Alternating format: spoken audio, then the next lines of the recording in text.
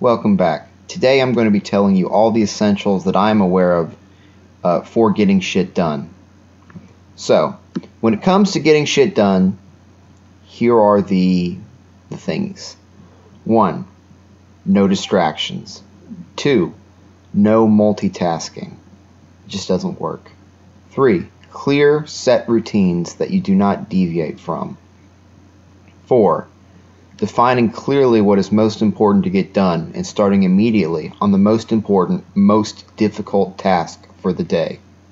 Then move on to second, third, fourth, etc. Most people put off the most difficult, most important task for last, and they do the easy tasks up first. Truly successful people do the opposite. They start with what is hardest and most important, and then they work their way down. In any situation, you must prioritize and execute from most to least important.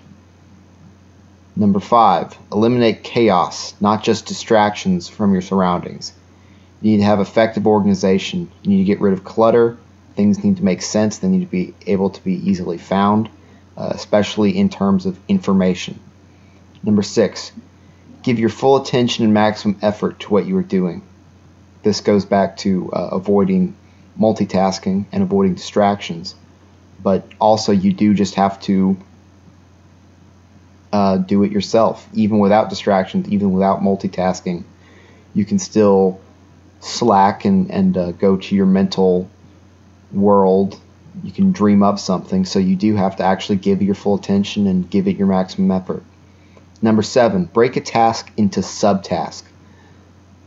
This creates a series of small wins that flood your brain with dopamine, which leads to the winner effect and also momentum. So if you have one giant goal, break it into a bunch of smaller goals. That's basically that rule.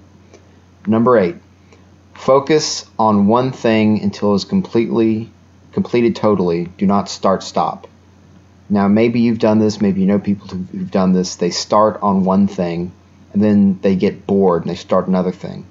Well, guess what? You're wasting all this time to retool to this other task when if you just, focused on what you'd started, it saves so much time, and so that's actually really, really important.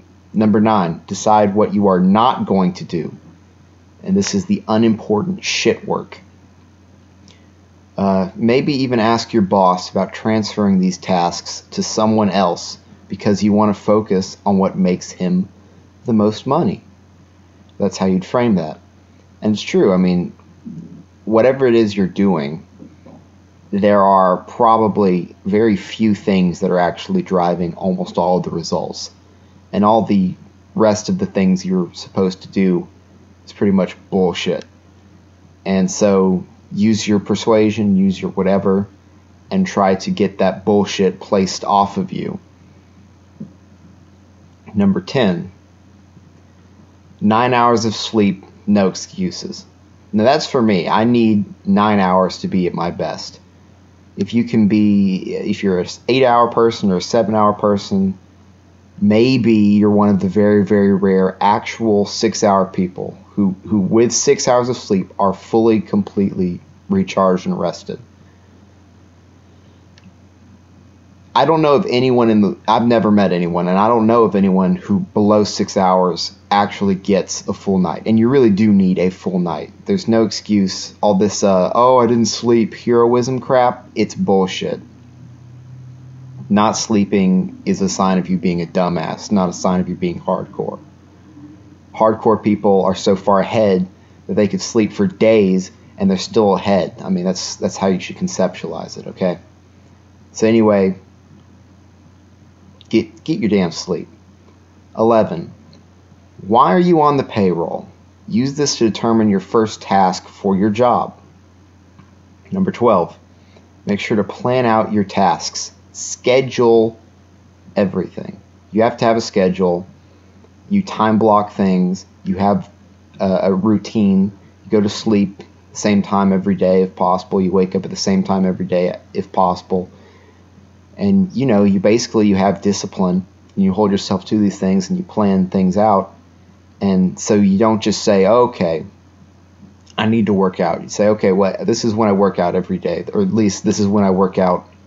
If you have to change it throughout the week, that's fine. But you really do need to schedule things. You need to schedule free time. If you want free time, you have to schedule yourself free time.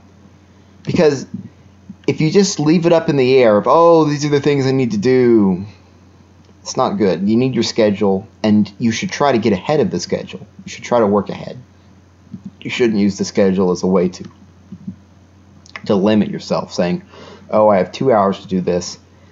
And maybe it only takes you an hour, but you just like waste the rest of the time. Don't do that. So you can work ahead of the schedule, but you have to have a schedule. And, you know, it's a way to help you do what you want to do. Don't think that your schedule is your enemy. The schedule is really your ultimate friend. It's the ultimate simplification tool. It's like a to-do list, except it actually has teeth. And you can read the review. It's called 15 Secrets Successful People Know About Time Management on Fight Failure. And that'll tell you exactly how to make your schedule. And I will put that in the description of this video. So there's that. That's point 12. The next one, point 13. Eat good carbs like bananas to replenish your willpower. Because blood glucose levels are actually tied to willpower. You need it for energy. You also, if you're really going 120%, I think taking B vitamins every few hours is a good piece of advice, because it will kill your cortisol level, which is, you know, the main hormone for stress. And B vitamins do raise your energy. So there's a nice little tip for you. 14. Give yourself permission to say no to unimportant tasks and requests from others. That's, you know, it's self-explanatory. You just have to do it. You have to. Sometimes you don't have. You can't be the. Don't let people walk on you. You know, a lot of people, especially if you're a high-functioning person, will tell you to do shit for them. And sometimes you should do it. Sometimes being nice is great, and sometimes you just want to help people, especially if you're a leader. If you're a leader, then, and I think you should be, you do end up doing some things. But you got to keep your focus, and you can't just say yes to shit that people want you to do. So you make the call, but more often than you might think, you really should say no to the bullshit that a lot of people want you to do, especially if it's unimportant crap. 15. Make doing your most important tasks as straightforward as possible. Eliminate bottlenecks. Again, self-explanatory. This is, like so much of this, super important. So, track your time, see where your bottlenecks are, and eliminate them if possible. It's straightforward. Some bottlenecks can be difficult to get rid of, though, especially if it's a travel thing or whatever it is, or if it involves other people. See, that's where. Well, I don't need to go off on a tangent, but anyway, if you can eliminate a bottleneck, you certainly should. 16. Do not let people make their problems your problems. Now, this kind of goes back to number 14, but this doesn't mean you should be lazy or irresponsible one bit. Again, like I said about number 14, just don't let people take advantage of you. Number 17. Know as much about what you're doing as you can. Audiobooks in your car, reviews like this, any information you can get your hands on. I'll be putting out Guto soon, and Guto is the ultimate, and you really won't ever need anything past that, I don't think, except for your industry-specific knowledge. But of course, learn. You never stop learning. But what I'm about to put out, you really should check back on this channel, because it's going to be something special. Number 18, cut out as much useless stress as you can. This includes the art and music you intake. So if you're listening to depressing or stressful or whatever angry music, it does hurt your energy. It does hurt your ability to actually get shit done. If you're watching sad movies or, like, that affects your mental state and your mindset. So I'm not saying you have to be all, you don't have to go insane with it. Really, it's more about avoiding the necessarily like filling the gap. Although hey, the Rocky theme, cheesy 80s motivational music, that kind of stuff, it does actually work. If you listen to an hour of that shit, you really are more motivated. So I will say a lot of people, they won't go that far, but at the bare minimum, just cut the really negative shit out. And this goes with the news too. That's not included in this review. But I will say, there's just no point in spending more than 5 to 10 minutes a day checking out what's going on in the news. I mean, most of it's bullshit anyway. No matter which side you're on, most of the news is bullshit. And that's just the truth. 19. Work right at the edge of your ability. 20. What you focus on and what you ignore defines the quality of your life.